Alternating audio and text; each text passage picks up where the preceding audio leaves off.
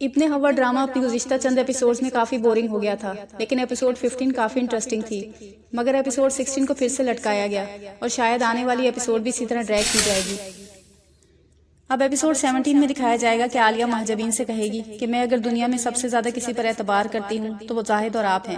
جبکہ وہ بیچاری نہیں جانتی کہ یہی دونوں اس کو زندگی کا سب سے بڑا صدمہ دینے کا سبب بن جائیں گے۔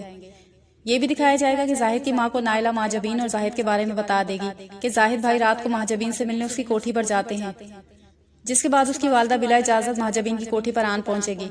اور کہے گی شریف عورتیں رات کے اندھیرے میں غیر مردوں کو اپنے گھر پر نہیں بلاتی، تم تو بڑی شریف بنتی ہو اور میرا بیٹا تمہارے پاس کیا لینے آتا ہے، جس پر مہاجبین حیران ہو جائے گی۔ ہو سکتا ہے کہ زاہد بھی وہاں آ جائے اور یہ بھی ہو سکتا ہے کہ یہاں کوئی نیا ہنگامہ کھڑا ہو جائے۔ بہرحال ڈرامے کی ایک بات سمجھ سے باہر ہے کہ جب زاہد اور مہاجبین نکاح کے پاک بندھن میں بن چکے ہیں تو وہ لوگ اس بات کو کیوں سب سے چھپا رہے ہیں؟ اگر وہ لوگ عالیہ کی وجہ سے اس بات کو چھپا رہے ہیں تو اس کو ایک نہ ایک دن تو پتہ چلے گا، چلو عارضی نکاح ہی صحیح۔ کیا وہ دونوں عمرہ کرنے نہیں جائیں گے؟ کیا نائلہ کی شادی وہ نہیں کروائیں گے؟ کیا یہ باتیں عالیہ اور دوسروں سے ڈھکی چھپی رہیں گی؟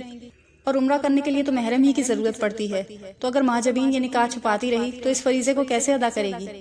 اور اس نکاح کو چھپانے کا نقصان زاہد اور مہاجبین کو ہی پہنچ رہا ہے، کیونکہ ان دونوں کا بار بار آمنا سامنا لین دین کی وجہ سے ہو ہی جاتا ہے، اور اس طرح تو وہ الٹا بدنامی کو اپنے سر مول رہے ہیں۔